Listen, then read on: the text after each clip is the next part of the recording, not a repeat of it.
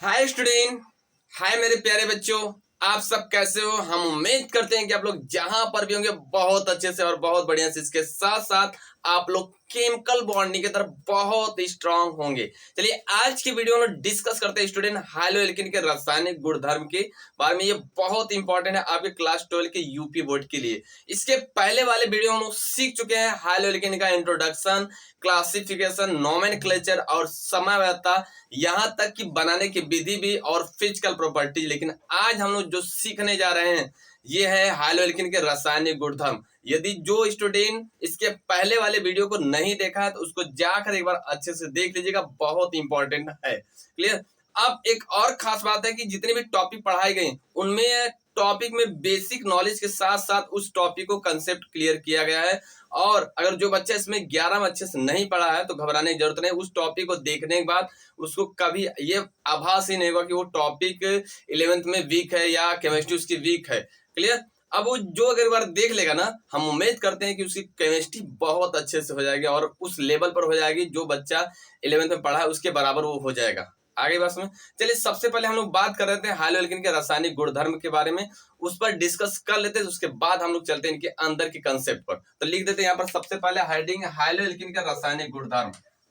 High-low alkene, high-low alkene के रासायनिक गुणधर्म। रासायनिक, किसी कोई प्रॉब्लम? चलो, रासायनिक गुणधर्म।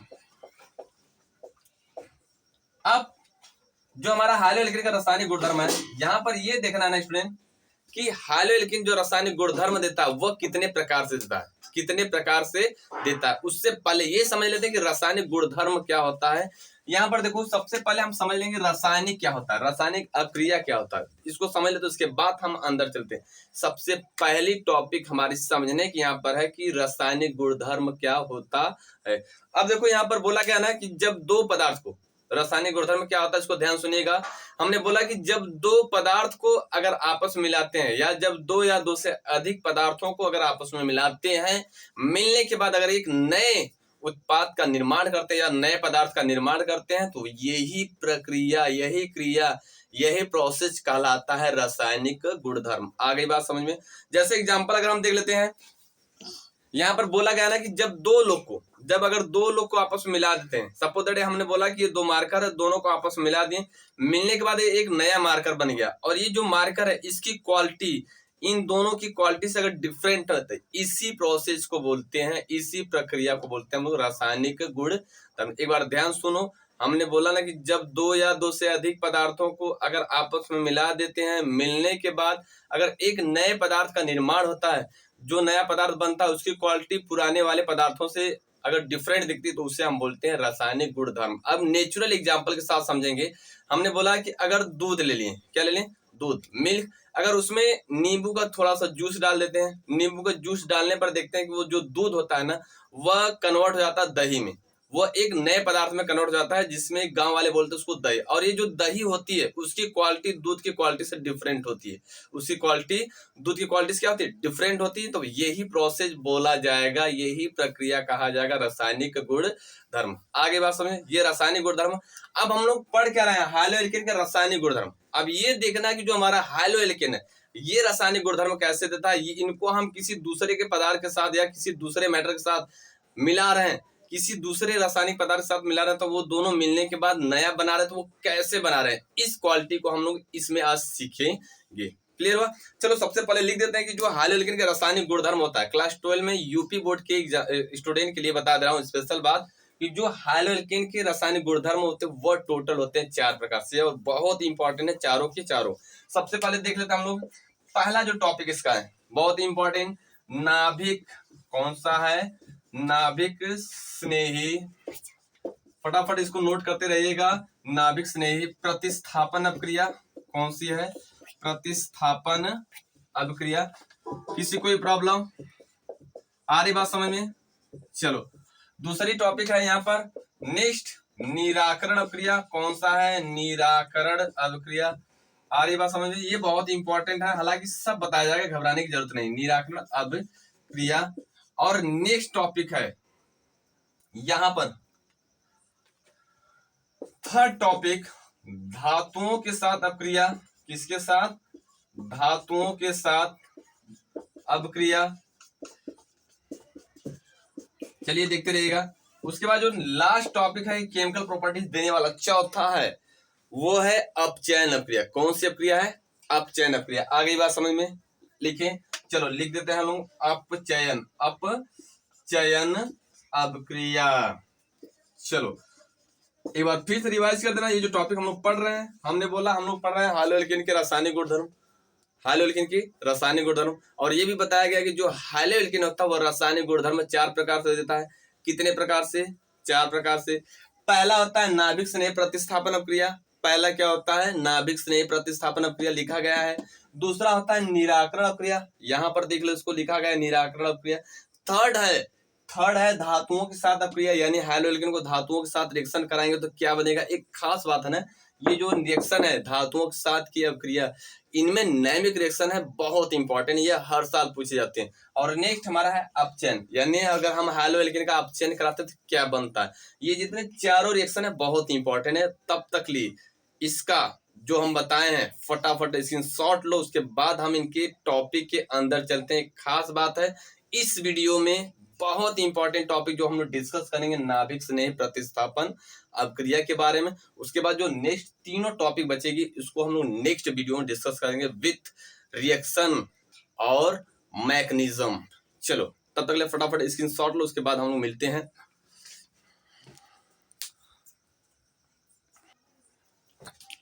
चलिए आज अब हम लोग देखेंगे स्टूडेंट, जो हम बात कर रहे थे ना फर्स्ट रिएक्शन के बारे में, फर्स्ट रिएक्शन के बारे में जिसका नाम था नाभिक स्नेही प्रतिस्थापन। ये बहुत इंपॉर्टेंट है। एक और इंपॉर्टेंट बात है यहाँ पर कि जो हाइलोएल्केन होता है उनकी रासायनिक गुणधर्म सभी हाइलोएल्केन में कौन सबसे अच्छा देगा, कौन सबसे बढ़िया देगा रासायनिक गुणधर्म, उसके बारे में पहले डिस्कस कर लेते हैं, फिर हम चलते हैं अपने मेन टॉपिक पर। हमने बोला ना कि देखो ध्यान से, पहली बात हम समझ लेते हैं कि जो हमारा हाइलोएल्केन होता है, कौन सा एल्केन, ध्यान सुनिएगा, हाइलोएल्केन, इसको हम इस तरह लिखते हैं, ये तो मालूम है आपको।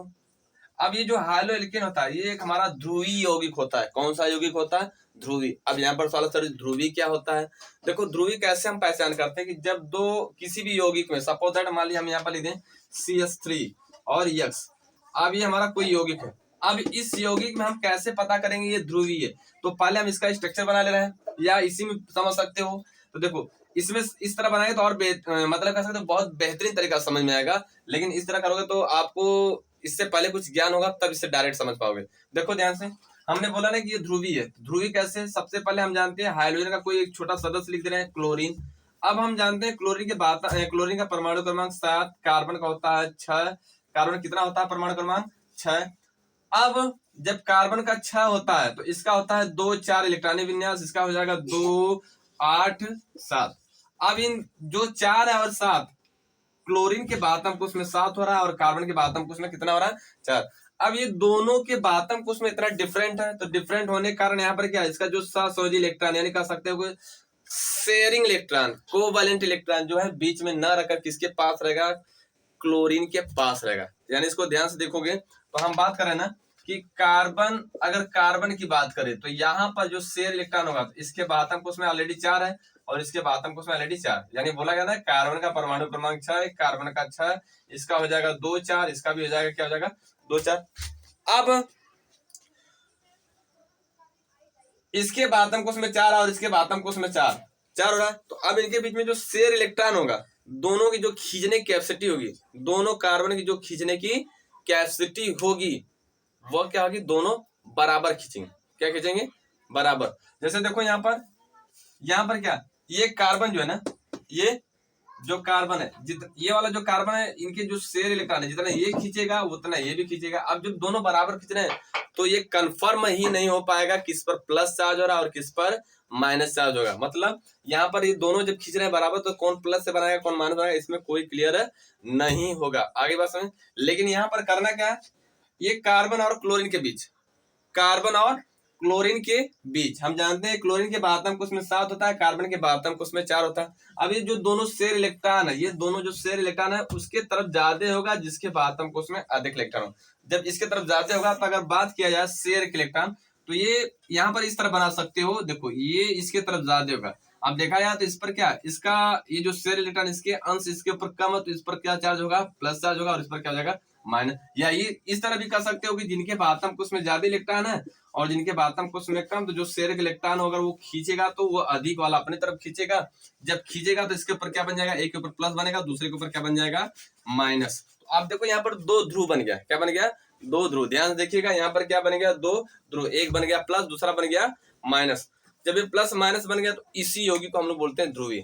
अब बात खास यहाँ पर ध्रुवी समझने की नहीं है, बात ये समझने की जो हमारा हाइलोएल्केन है इसकी क्रियाशीलता, इसका रासायनिक गुणधर्म क्या एल्केन से ज्यादा होगा या कम।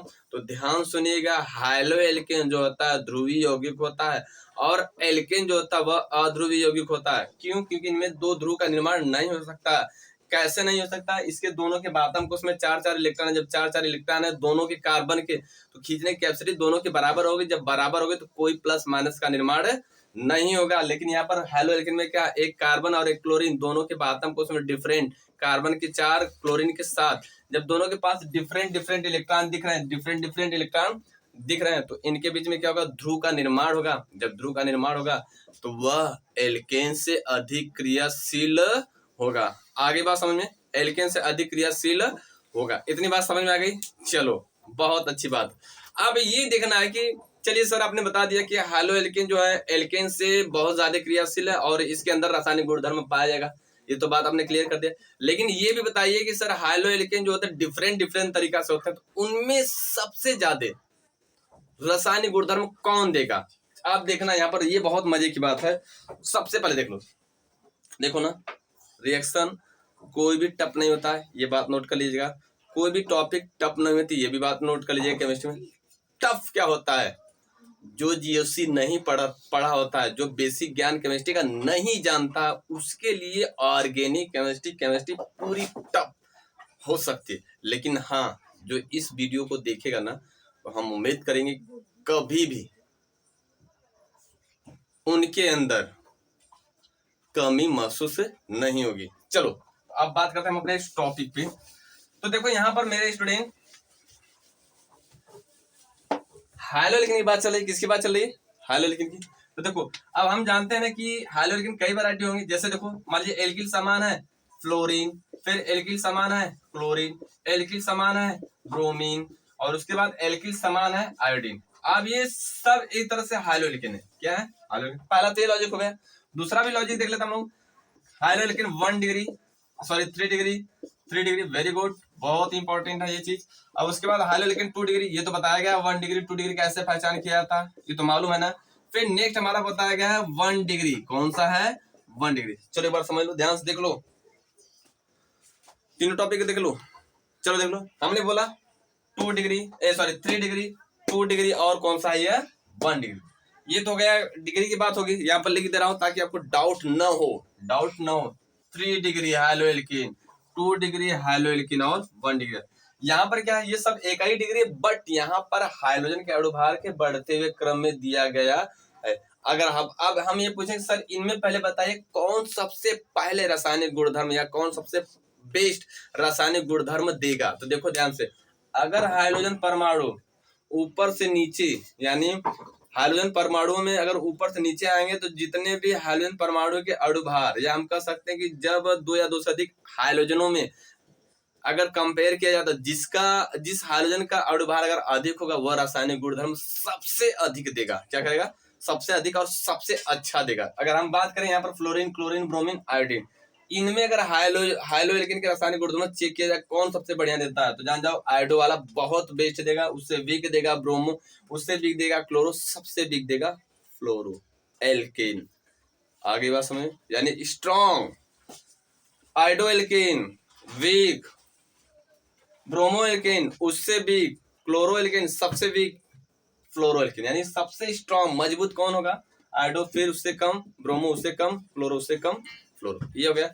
अब डिग्री की बात करें, डिग्री 1 डिग्री 2 डिग्री तो बताया गया है। 1 डिग्री 2 डिग्री की बात करें तो सबसे अधिक क्रियाशील 3 डिग्री होगा, उसके बाद उससे कम 2 डिग्री, सबसे कम 1 डिग्री। ये है डिग्री की बात। आगे बात समझ में, तैयार हो, आगे चलें। चलो यहाँ पर लिख दे रहा हूँ स्टेबिलिटी, ताकि आपको मालूम होना चाहिए बेस्ट स्टेबिलिटी है, यहाँ पर बॉक्स बना लो, जो अगर देख रहा है पहली बार इसको ध्यान से देख लो, बहुत ही इंपॉर्टेंट है। चलो उसके बाद फिर इसकी भी स्टेबिलिटी बना लेता हूँ, मतलब अस्थायित्व क्रम बना लेते हैं। इसको शॉर्ट वर्ड में भी लिख सकते हो, फर्स्ट ए करके और यहाँ पर लिख सकते हो बी करके, 3 डिग्री ग्रेटर देन, इसको इस तरह भी लिख सकते हो। हालांकि आपको ये मालूम होना चाहिए कि 1 डिग्री 2 डिग्री क्या होता है। चलो आप सी करके दिखा दे रहे हैं, सी करके हमारा सबसे अच्छा होगा आइडो एल्किन, फिर ग्रेटर देन ब्रोमो एल्किन, फिर ग्रेटर देन, फिर क्या होगा हमारा क्लोरो एल्किन, ग्रेटर देन, फिर क्या हो जाएगा हमारा फ्लोरो एल्किन। आ गई बात समझ में? चलो ये हमारे स्टेबिलिटी, इसको फटाफट दोनों का स्क्रीनशॉट ले लो, उसके बाद हम आगे चलते हैं नाभिक स्नेह प्रतिस्थापन अपक्रिया के विषय में चर्चा करेंगे। चलो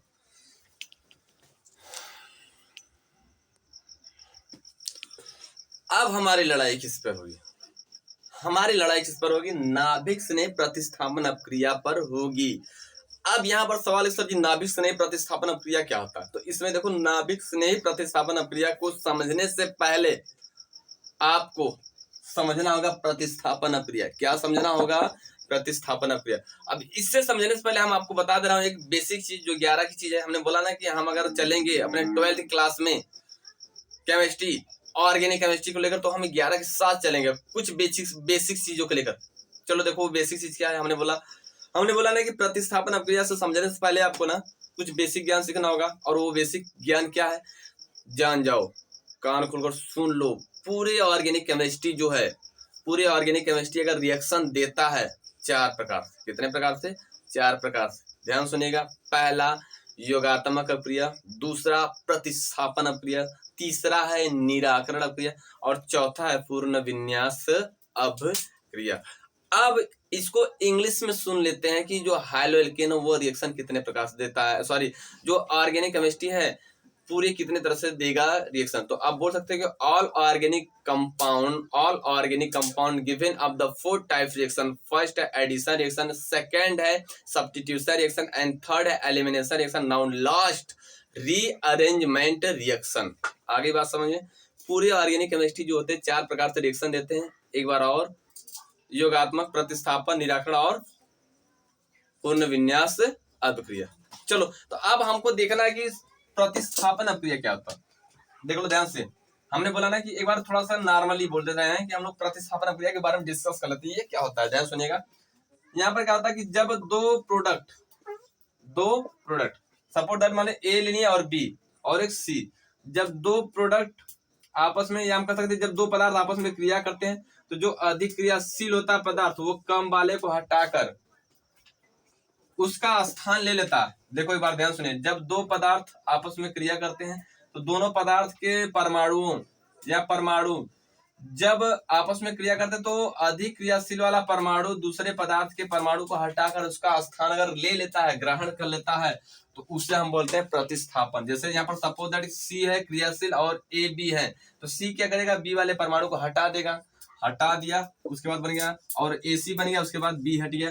तो ये अपक्रिया जो होगा ना स्टूडेंट, ये क्या कहलाएगा? प्रतिस्थापन अपक्रिया। क्या कहलाएगा? प्रतिस्थापन अपक्रिया। जैसे एग्जांपल अगर हम देखेंगे तो बहुत बेहतरीन तरीका से समझ में आएगा। अगर हम ले लें कॉपर सल्फेट, क्या ले लें? Copper sulphate. अब इसको जिंक के साथ रिएक्शन करा रहे हैं। किसके साथ? जिंक के साथ। अब हमने बोला ना कि जब दो पदार्थ आपस में क्रिया करते हैं, दोनों पदार्थ के परमाणु अगर कम क्रियाशील वाला परमाणु या अधिक क्रियाशील वाला परमाणु कम क्रियाशील को हटाकर उसका स्थान ले लेता है, तो यही प्रक्रिया कहलाता है प्रतिस्थापन अपक्रिया। तो हम जानते हैं यहाँ पर जिंक है, अधिक क्रियाशील है किसकी अपेक्षा? कॉपर की अपेक्षा। अब ये जिंक क्या करेगा? कॉपर को हटा देगा। किसको हटा देगा? ध्यान सुनिएगा, जिंक हटा देगा कॉपर को। अब यहाँ पर बन गया प्लस Cu, तो नाम क्या हो जाएगा? जिंक सल्फेट, और क्या हो जाएगा? Cu। तो आप देखो ये जो जिंक है कॉपर को हटा दिया, तो इस अपक्रिया को हम बोलेंगे प्रतिस्थापन अपक्रिया। आगे बात समझ आया, समझ में कि नहीं आया? ध्यान सुनो। अब यहाँ पर देखो लिखा गया सर, आगे तो लिखा गया नाभिक स्नेह प्रतिस्थापन, आप तो बोल रहे हैं खाली प्रतिस्थापन, तो नाभिक कैसे हम पहचान करेंगे? अब ये भी देख लो नाभिक कैसे पहचान किया जाता है।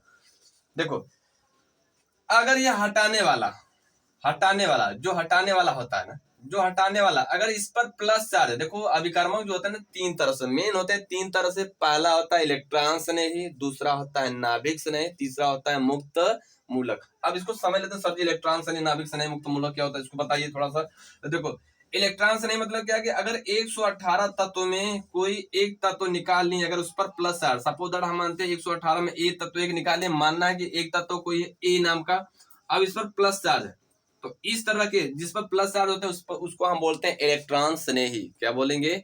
इलेक्ट्रॉन स्नेही।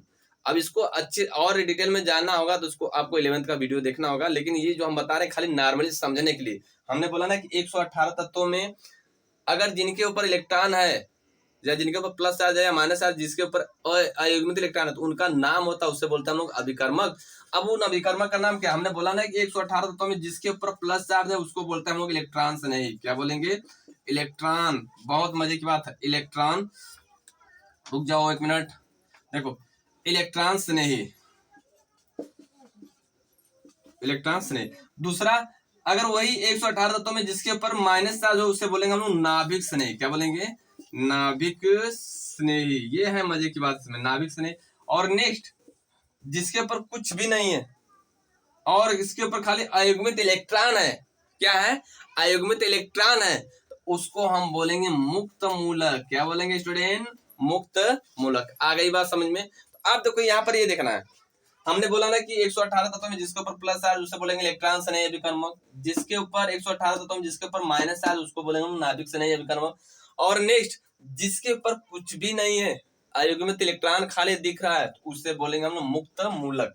क्या बोलेंगे? मुक्त मूलक। इतनी बात समझ में आई? चलो, अब अगर इन इलेक्ट्रॉन से नाभिक स्नेही और मुक्त मूलक के द्वारा अगर हम सपोज मानते हैं कि जो कार्बन हटाया है, ये जिंक जो हटाया है, या कार्बन ये जो हटाया है, अगर इसके ऊपर प्लस चार्ज है, अब ये प्लस चार्ज वाला बी को हटा रहा है, तो इसको बोलेंगे हम लोग इलेक्ट्रॉन स्नेही प्रतिस्थापन। यानी इलेक्ट्रॉन स्नेही के द्वारा यहाँ पर प्रतिस्थापन अगर होगा तो उससे बोलेंगे हम इलेक्ट्रॉन स्नेही प्रतिस्थापन क्रिया। आगे बात समझ। लेकिन अगर यहीं पर ये माइनस वाला है, अगर माइनस वाला इसको हटा रहा है, यहाँ पर कोई माइनस यानी कार्बन में अगर माइनस चार्ज, सपोज देखो यहाँ पर ध्यान से, बहुत ही इंपॉर्टेंट है ये बेसिक चीजें। हमने बोला कि अगर कार्बन है इस पर माइनस चार्ज, अगर ये माइनस वाला बी को हटा रहा है, अगर ये नाभिक स्नेही के द्वारा इसमें से कोई परमाणु हटाया जा रहा है, तो इसे बोलेंगे हम नाभिक स्नेही प्रतिस्थापन अपक्रिया। प्रतिस्थापन का अर्थ होता है, प्रति मतलब होता है दूसरे का स्थान, सॉरी प्रति मतलब होता है दूसरे, या दूसरा, अवस्थापन मतलब स्थान लेना, यानी दूसरे का स्थान लेना ही क्या कहलाता है? प्रतिस्थापन। आगे बात समझ। चलो फटाफट इसका स्क्रीनशॉट ले लो इस लॉजिक का, उसके बाद हम इसके रिएक्शन, हाइलो एल्केन के अंदर के रिएक्शन के बारे में चलते हैं। आगे बात समझ। चलें, चलो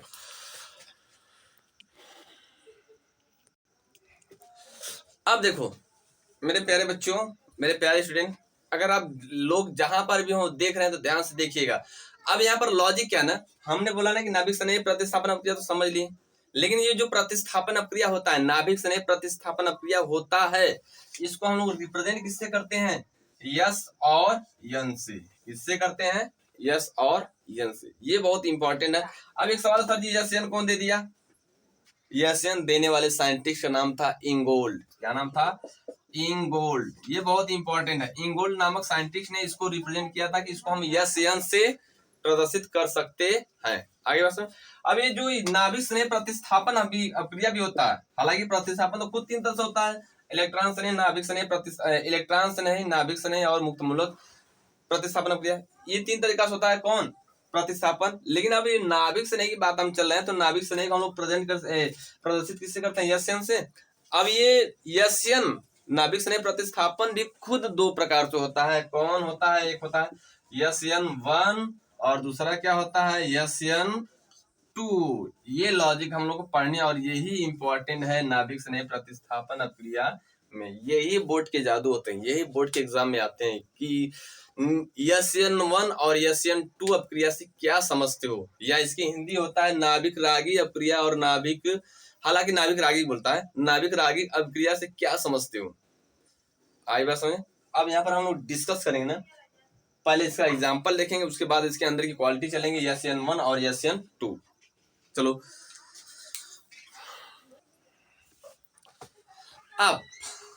अब हम लोग चलेंगे ना नाभिक स्नेही प्रतिस्थापन में। ध्यान सुनो, यहाँ पर बोला गया ना कि अब एक हाइलो एग्जांपल देखते हैं, हाइलो एल्केन की एग्जांपल देखें कैसे।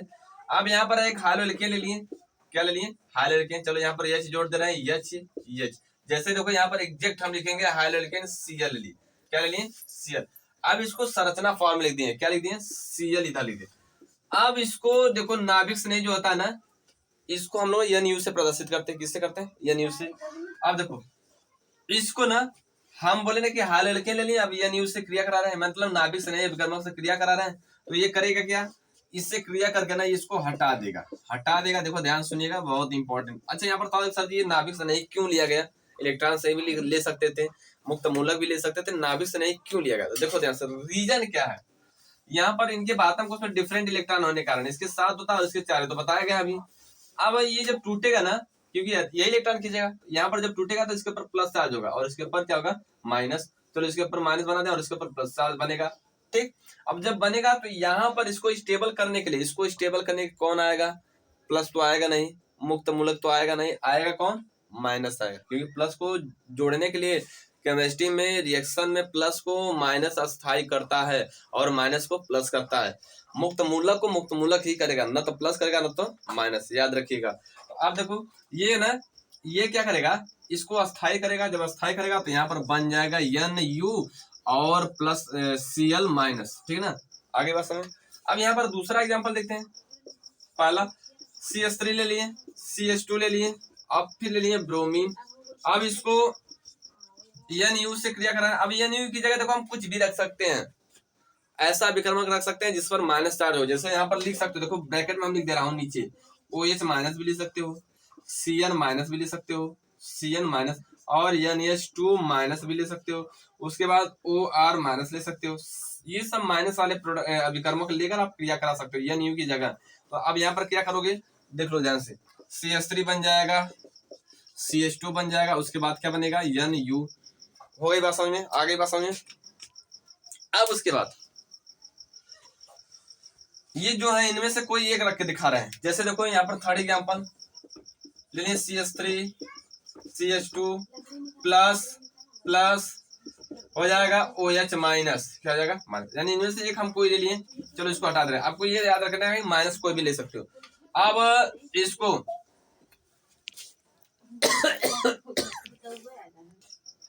चलिए अब हम लोग देखते हैं ना, यहाँ पर बोला गया ना NU की जगह हम कुछ भी रख सकते हैं, खाली ऐसा चीज रखना है जिस पर माइनस चार्ज होना चाहिए। क्या होना चाहिए?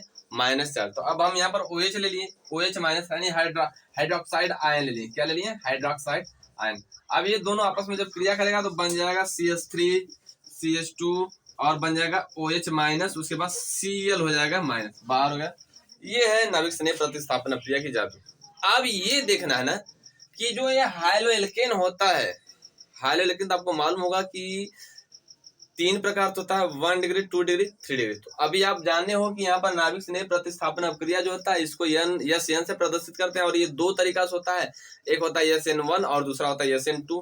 तो अब यहाँ पर सवाल है सर इतने हाइलोएल्केन में हम कैसे पहचान करेंगे कौन सा हाइलोएल्केन जो SN1 देगा और SN कौन सा 2 देगा? तो उसके बारे में, उस लॉजिक के बारे में पहले हम लोग डिस्कस करेंगे।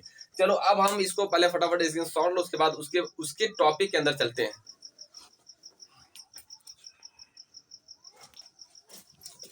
उस टॉपिक के अंदर चलते हैं, ठीक है ना। चलो आगे सभी लोग तैयार हो। अब देखो यहाँ पर करना क्या है, यहाँ पर करना क्या है ना, एक बार आपको लिखा दे रहा हूँ ताकि आप भूल जाओगे, तो इसको नोट कर लो कहीं नोट में। NU मतलब होता है नाभिक स्नेही। अब इसके NU का मतलब कि कोई ऐसा परमाणु का समूह हो जाए, कोई ऐसा परमाणु जिस पर माइनस चार्ज हो। तो जैसे एग्जाम्पल हम लिख दे रहा हूँ ब्रैकेट में, इसको लिख लो, बहुत जरूरी है, इंपॉर्टेंट है। OH माइनस ये भी हो सकता है पहला, दूसरा Cl माइनस ये भी हो सकता है, तीसरा OR माइनस इसको भी लिख सकते हो, नेक्स्ट एमीन्स माइनस ये भी लिख सकते हो, ठीक। ये जो माइनस वाली कंडीशन है इन्हीं के द्वारा हमको क्या करना है, हाइलोएल्केन से क्लोरीन को रिप्लेस करना है, क्लोरीन को हटाना है, तब जाकर कहलाएगा नाभिक स्नेह प्रतिस्थापन अपक्रिया। अब हम बोले थे ना कि नाभिक स्नेह प्रतिस्थापन अपक्रिया को हम लोग SN से प्रदर्शित करते हैं और ये 2 तरीका से होता है, ये भी बताया गया था। SN1 होता है और दूसरा क्या होता है? SN2 होता है, ये दोनों बताया गया था। लेकिन अब ये देखना है कि हाइलोएल्केन तो सर 3 तरीका से होता है, पहले लिख दे रहा हूँ CH3 CH2 और X। अब उसके बाद यहाँ पर क्लोरीन फ्लोरीन ब्रोमीन कुछ भी रख सकते हो, प्लस OH माइनस एक ले लिए, दूसरा CH3 ले लिए, CH3, उसके बाद H ले लिए, उसके बाद क्या ले लिए? क्लोरीन। चलो यहाँ पर क्लोरीन कर दे रहे हैं, उसके बाद फिर प्लस क्या ले लेना? OH minus. थर्ड ले रहे हैं हम लोग CH3 C, फिर यहाँ पर CH3, उसके बाद CH3, उसके बाद क्या है क्लोरीन, उसके बाद OH माइनस। अब ये तीनों ले लिए, तीनों में रिएक्शन करा दे रहे हम। चलो देख लो ध्यान से, ध्यान से देखिएगा। यहाँ पर बन जाएगा CH3 CH2 फिर OH माइनस, सॉरी OH, उसके बाद Cl माइनस बाहर हो जाएगा। उसके बाद फिर इसमें देख लेते हम लोग CH3 क्या हो जाएगा, फिर CH3, उसके बाद H, उसके बाद फिर क्या हो जाएगा OH, फिर CH3 उसके बाद CH3 फिर क्या हो जाएगा OH। अब माइनस क्या है, क्योंकि यहाँ पर Cl निकल जाएगा, माइनस Cl। चलो अभी हमने बोला ना कि अगर हम 2 डिग्री लिए थे, इसके साथ OH के साथ क्रिया कराए तो Cl माइनस कर दिया, क्या कर दिया Cl माइनस, उसके बाद ये जुड़ गया। फिर नीचे क्या हुआ कि ये इसके साथ जब रिएक्शन किया ना तो यहाँ पर Cl माइनस हो गया। अब उसके बाद ये बन गया हमारा 3 डिग्री हैलोलिकन, 3 डिग्री एल्कोहल। अब देखो इसमें ये देखना ना कि नाभिक स्नेह प्रतिस्थापन जो अपक्रिया होती है इसे SN से प्रदर्शित करते हैं, और ये 2 प्रकार से होता है, एक होता है SN1 और एक होता है SN2। तो यहाँ पर ये जाना है कि सर 1 डिग्री 2 डिग्री 3 डिग्री हाइलोलिकन तो बताए हैं, लेकिन इसमें आपने ये भी बताया कि ये नाभिक स्नेह प्रतिस्थापन अपक्रिया हो रहा है, और आपने ये भी बता दिया कि ये 2 प्रकार से होता है, SN1 और SN2। तो इन वाले रिएक्शन में, इन तीनों वाले रिएक्शन में किसमें SN1 होगा, किसमें SN2 होगा, इसको हम लोग कैसे जानेंगे। तो देखो ध्यान से, जहां 3 डिग्री होता है वहां पर SN1 होता है। कौन सा रिएक्शन होता है, SN1। और 2 डिग्री वाले में दोनों की चांसेस होता है, तो ये SN1 भी देता है और SN2 भी देता है। हालांकि इसमें हम SN2 ही लिखेंगे। ये देखो SN2 हो गया, और ये भी क्या होगा SN2। आगे बात समझ में, यानी ये सब हाइलो एल्केन जो हमारे हैं नाभिक स्नेह प्रतिस्थापन अपक्रिया दे रहे हैं। और जो हमारा 1 डिग्री है 2 डिग्री, यहाँ पर 1 डिग्री हाइलोएल्केन और यहाँ पर 2 डिग्री हाइलोएल्केन और यहाँ पर 3 डिग्री हाइलोएल्केन। कौन सा है, हाइलोएल्केन। तो अब ये जो 3 डिग्री वाला हाइलोएल्केन है ये देगा हमारा, क्या देगा, SN1, और ये दोनों बाकी देंगे SN2। लेकिन ये ध्यान रखना है जो 2 वाला है ये SN1 भी दे सकता है और SN2। अब यहाँ पर ये समझना है सर SN1 और SN2 इनमें क्या अंतर है, क्या मतलब है SN1 SN2 का, इनमें क्या अंतर है, कैसे इसको एक्सप्लेन करेंगे, कैसे अगर हम एग्जाम में पूछ दिया कि SN1 SN2 के बारे में एक्सप्लेन करो तो कैसे डिस्कस करेंगे। तो ये इसके डिस्कस करने के लिए ना पहले आप लोग को करना क्या होगा, फटाफट इसका स्क्रीनशॉट लो, उसके बाद हम इसके अंदर की टॉपिक को चलते हैं। SN1 क्या होता है और SN2 क्या होता है, आगे बात समझ। अब ये जो SN1 है और SN2 इसको अच्छे से समझेंगे। चलिए अब हम लोग ना चलेंगे SN1 और SN2 इसके बारे में डिस्कस करते हैं नॉर्मली, और उसके बाद हम लोग चलते हैं धमाकेदार रिएक्शन के साथ। चलिए सबसे पहले देख लेते हैं ना SN1 और SN2, SN1 और SN2 यहाँ पर क्या है अंतर। चलो लिख सकते हैं यहाँ पर SN1 ही लिख दे रहे हैं पहले, SN1 और क्या है SN2 में अंतर, क्या है अंतर, ध्यान से देखिएगा अंतर। चलो लिख रहा हूं अंतर।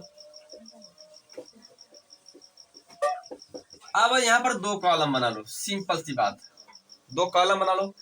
एक में लिख लो SN1 अभिक्रिया, क्या लिखोगे अभिक्रिया, और दूसरा में लिख लो दूसरे वाले में SN2 अभिक्रिया। कौन सी अभिक्रिया है, SN2 अभिक्रिया। आगे बात समझ, खाली इस यहाँ पर अंतर बताएंगे, उसके बाद हम चलेंगे नेक्स्ट टॉपिक पर, अभिक्रिया। चलो देख लेते हम लोग। सबसे पहले ना जो हमारा SN1 होता है, कौन सा SN1, ये बहुत मजे की बात है, ध्यान सुनिएगा।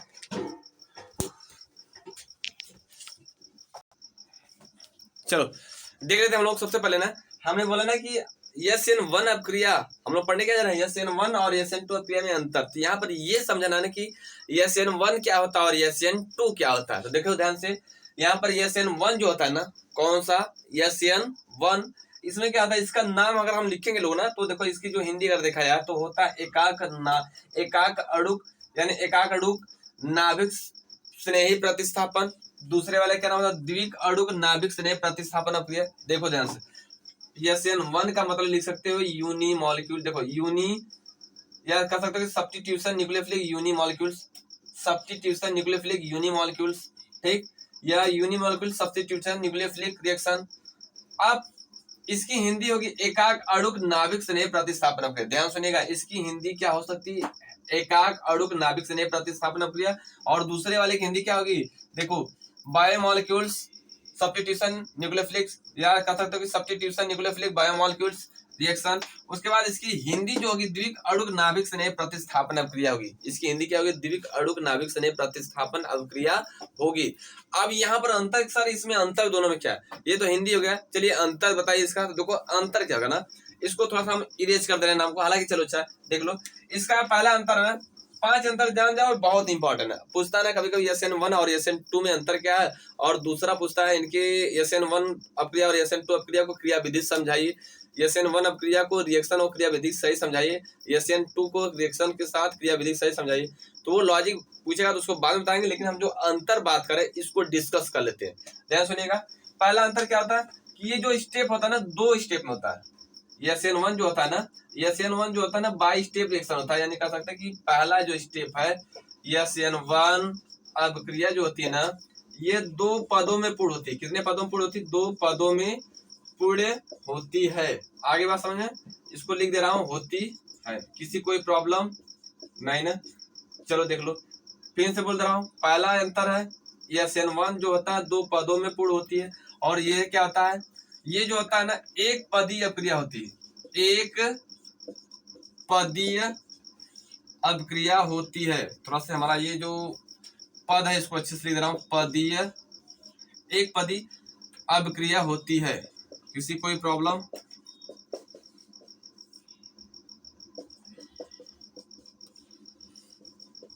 दूसरा अंतर, दूसरा अंतर ध्यान सुनिएगा, देखो फिर से बोल दे रहा हूं ना, पहला हम लोग लिखे ना कि यह SN1 जो था 2 पदीय पूर्ण, मतलब 2 पदों में पूर्ण होती है, 2 पदों में पूर्ण होती है।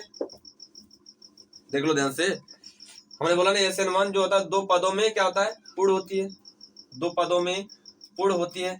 और ये जो होता है एक पदी में, मतलब ये जो क्रिया होता है एक पदों में पूर्ण होती है, कौन, SN2।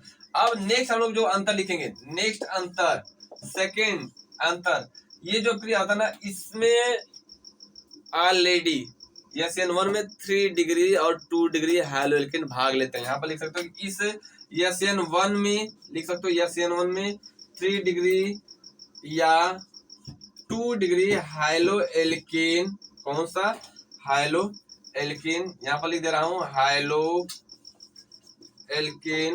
भाग लेते हैं। कौन लेते हैं, भाग लेते हैं, मतलब पार्टिसिपेट करते हैं, भाग लेते हैं। किसी कोई प्रॉब्लम, चलो इसमें हम लोग लिखेंगे, इसमें या SN2 में, SN2 में कौन सा भाग लेता है, 1 डिग्री हाइलोएल्केन भाग लेता है। कौन सा, 1 डिग्री हाइलोएल्केन भाग लेता है। क्या लेता है, भाग लेता है। किसी कोई प्रॉब्लम, चलो नेक्स्ट बात करेंगे हम लोग। नेक्स्ट ध्यान सुनिएगा, थर्ड पॉइंट दिख रहा है सबको ना, चलो थर्ड पॉइंट जो इसमें लिखेंगे हम लोग ना, कि इसमें नाभिक स्नेही जो होता है आगे से आक्रमण कर सकता है और पीछे से भी आक्रमण कर सकता है। यानी हम कहेंगे जो नाभिक स्नेही होगा, कौन, देखो ध्यान से लिख सकते हो, नाभिक स्नेही, नाभिक स्नेही अभिकर्मक कहां से आक्रमण कर सकता है, अभिकर्मक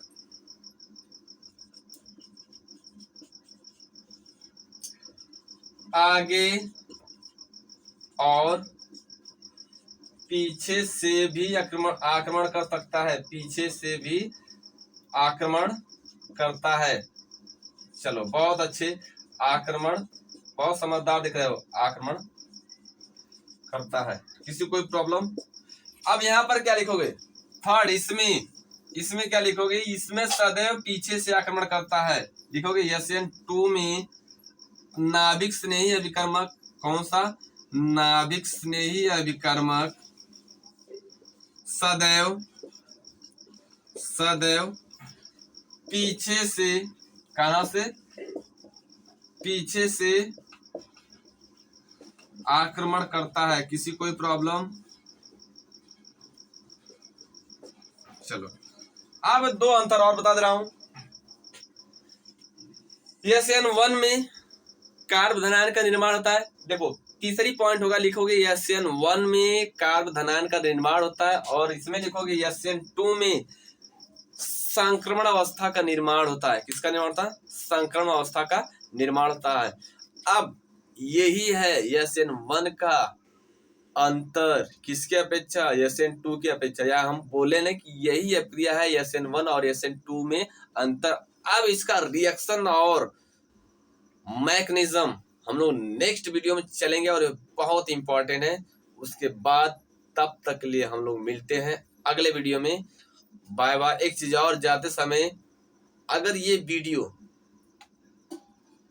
आप 30 मिनट निकाल कर अपने टाइमिंग को इस वीडियो को ध्यान से देख लोगे ना, तो हम उम्मीद करेंगे ना कि जो आपकी केमिस्ट्री है SN1 और SN2 आपका 5 नंबर कभी मिस नहीं होगा।